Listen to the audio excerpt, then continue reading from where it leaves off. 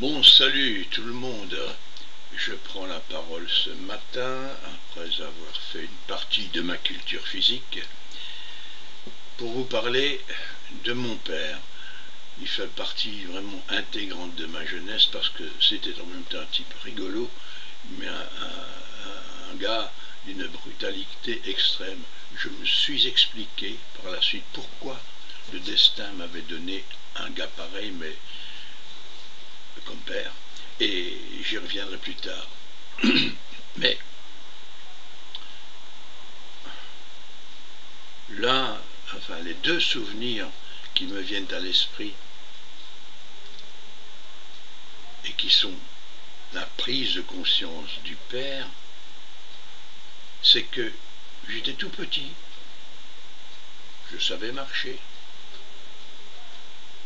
Allez, je devais avoir dans les 2 ans, et mon père venait de se laver le torse, parce que à cette époque-là, où tout le monde n'était pas, disons, dans le bien-être et dans la richesse, eh bien, pour économiser, tout le monde vivait dans la cuisine, où il y avait une grosse cuisinière qui était large, d'un mètre, 1,20 m, 1,50 m, quoi, avec 3 fourneaux sur lesquels on pouvait cuire la cuisine. Il y avait des fours où on pouvait faire chauffer du bois, on pouvait faire brûler le feu principal, puis il y avait encore 2 autres petits feux à côté pour faire la cuisine. Donc la cuisine, c'est-à-dire la chambre était chaude, et mon père se rasait là chaque matin, et puis probablement, comme il faisait plus chaud, il s'habillait, du moins il mettait sa chemise, etc. Et je me souviens qu'un jour, il m'a happé dans ses bras, et il a voulu m'embrasser. Mais moi, le souvenir que j'en ai comme tout petit garçon, c'est que il était en transpiration et il puait. Alors moi, avec les mots que j'avais à cette époque-là, je devais probablement avoir 3 ans, 4 ans, je lui ai dit non, en repoussant comme ça, je me raidissais comme une barre de fer, en disant non, non, mais qu'est-ce qui se passe, pourquoi, etc. Tu ne veux pas m'embrasser, tu ne veux pas que je te serre dans mes bras. Alors je dis tu sens mauvais, et boum, illico, il m'a reposé sur le sol, et je crois que ça a été une vexation. Il a dit ben quoi, qu'est-ce que c'est, quoi. Il en a discuté avec ma mère. Jamais plus, je crois, il m'a repris dans ses bras, sauf quand il chantait des chansons de la guerre 14 et que nous étions sur ses genoux, ou d'autres chansons qui étaient tout à fait improbables, et qu'on chantait comme ça en famille, et il nous prenait sur ses genoux pour chanter ça. Mais je crois que plus jamais il ne m'a pris dans ses bras. Je ne le regrette pas, parce que j'estime qu'il avait une odeur, il n'était pas l'odeur de ma mère, quoi. Et moi, l'odeur de ma mère, c'était quelque chose de moelleux, de bien, c'était confortable, c'était comme de l'ouate, etc., quoi. Ça, c'est le premier souvenir. Deuxième souvenir, je me trouvais dans le corridor de la maison. C'était d'ancienne maison avec la porte d'entrée, un immense corridor, au fond, une porte vitrée avec la cuisine où tout le monde vivait.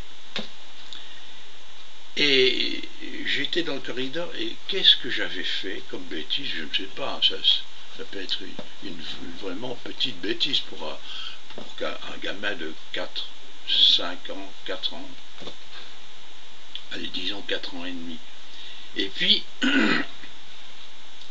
je vois un énorme monsieur, parce que c'était un petit monsieur d'1,55 m, 60, mais pas plus, énorme, parce qu'il pesait 100 kilos.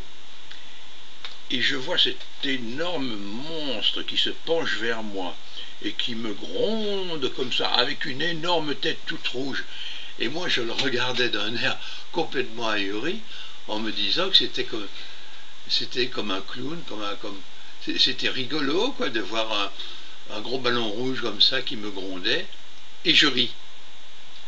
Et alors il me dit, on ne rit pas quand son papa te gronde, ou quand ton papa te gronde. Et de fil en aiguille, il m'a donné une clap si violente que j'en ai été stupéfait. Ça a fait très mal parce que les mains de mon père étaient comme des palettes. Et j'ai commencé à pleurer, puis il s'est repenché vers moi et il dit, et surtout ne pleure pas, parce que si tu pleures, je vais t'en donner une autre, et c'est comme ça tu sauras pourquoi tu pleures. Et alors, les enfants, ils ne faisaient pas ça qu'avec moi. Mais moi, c'était la première en tant que petit enfant que je recevais, quoi. Avant, ma mère était protectrice et cette fois-ci, j'avais échappé à l'enveloppe protectrice de ma mère. Et c'était l'entrée pour moi dans l'âge d'enfant responsable vis-à-vis de mon père, quoi. C'était assez terrible, et à partir de ce moment-là, j'ai eu peur de mon père.